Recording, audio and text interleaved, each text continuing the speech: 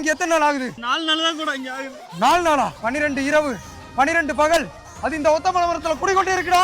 அதை நம்மளால கண்ட்ரோல் பண்ண முடியாது. வேற வழியே இல்லையா? இருக்கு. கேரளா மந்திரவாதியை பார்த்து அதுக்கான மந்திரத்தை கத்துக்கிட்டு வந்து இதை என்னால அடக்க முடியும். ஆனா அதுக்கு ஒரு 2 லட்சம் செலவாகும். வீடு 20 லட்சம் ரூபா லோன் போட்டேங்கிறேன். என்கிட்ட வந்து 2 லட்சம் ரூபா 20 லட்சம் ரூபா லோன் போட்ட உனக்கு 2 லட்சம் ரூபா லோன் போட முடியாதோ?